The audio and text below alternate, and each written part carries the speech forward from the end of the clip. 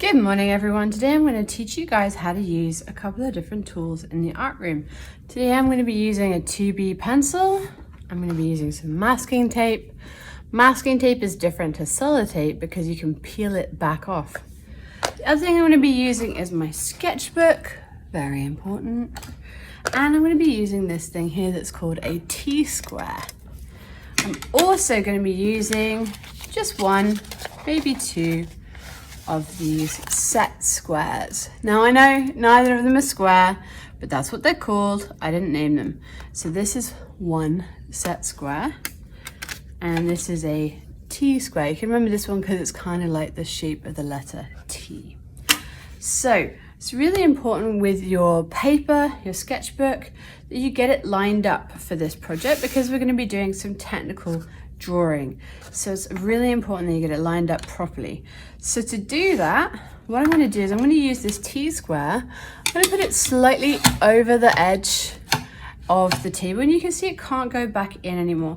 What that's doing is it's allowing me to create a right angle here so that I can then put my paper on the table and line up my paper so that it's now in a right angle. I just want to have one sheet exposed and I've folded the rest of the book back so you can see it's something like this. Just move that out of the way. And I'm just going to line up my paper. And then what I'm going to do is I'm going to tape, using the masking tape, I'm going to tape that paper into position so that it doesn't move around for the rest of the lesson, because then I might lose that right angle edge.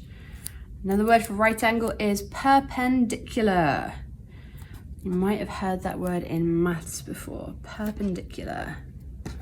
So I'm just taping that into position so that hopefully it won't move around for the rest of the lesson. You can see, I don't know if you can see actually, I'm actually doing this in the middle of my desk so I can move my set T-square up and down, below and above my paper. So I might want to have it up here, I might want to have it down here.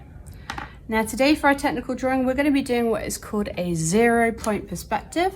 So I want you guys to write the title 0-point perspective.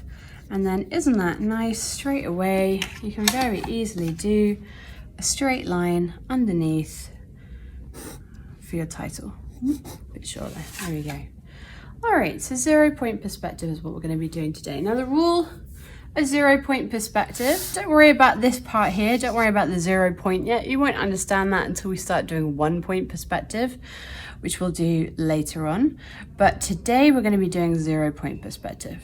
The word we're going to focus on today is perspective.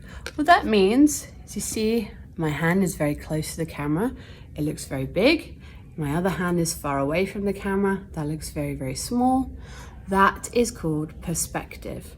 So it's about how, actually, you know that my hands are both the same size because your hands are both the same size. So therefore, if you've got one hand very close and one hand very far away, you get this illusion that one is bigger, one is smaller, but that's actually called perspective. So we're going to be creating this feeling of distance, this feeling of depth. So in order to do that, we want to create a square. We want to create a square, first of all, and to create that square, I'm going to use my T-square. Now I've only got the bottom horizontal line and the top horizontal line to do that, but now what I can use is, this is where my set square comes in handy. So I'm going to bring my T-square down below. I'm going to use the shortest side of my set square because that's the easiest one to do, and I'm just going to use that to create the vertical lines of my box. What do I mean when I say vertical? I mean the up and down. There's maybe a new word for you today as well. Vertical. That's going to be really useful later on. And then maybe the word horizontal is new for you as well. With 0-point perspective, it does not have to be necessarily vertical or horizontal, but you will need those words later on when we do 1-point perspective and 2-point perspective. So here's my box. I'm going to try and do the exact same box again now, but up and to the side a little bit. So again, I'm going to use my T-square. That one was 2 centimeters wide by roughly about 2 centimeters high. I can use the measurement on the set square if I want to measure it. But I'm just going to do it roughly because I'm not too worried about being that accurate. I can use my eye to gauge it because I've done this a million times. Maybe you're not so confident, so feel free to use your ruler to measure it. All right, and then you can see I've created the same box up and to the side a bit.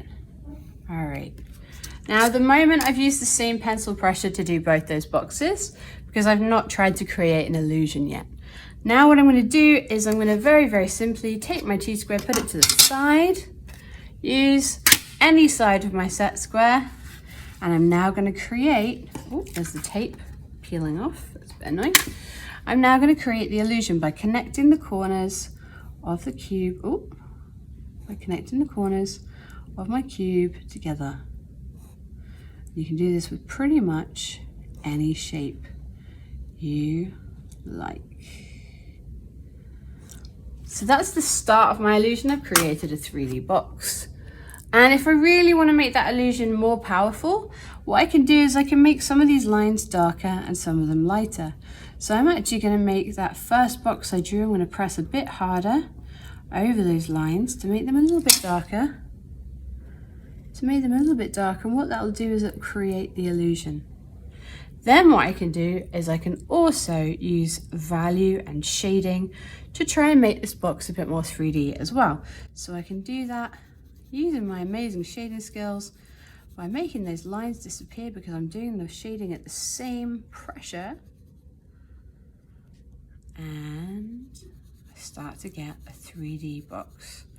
I can still see that guideline there, so that says to me either I need to erase that guideline or I need to press a little bit harder with my pressure. So I'm going to just press a little bit harder with my pressure because I forgot to get an eraser at the start of the lesson. Alrighty.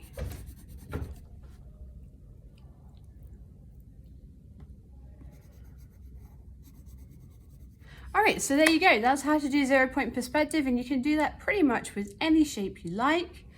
Make sure you just draw one shape and then repeat that same shape again. I've also taught you today how to use the T-square and the set square. So hopefully that will be useful for this lesson. If you don't have a T-square or a set square at home and you're learning online, you can just use a regular ruler. Just make sure that you get your angles perpendicular. That means 90 degrees.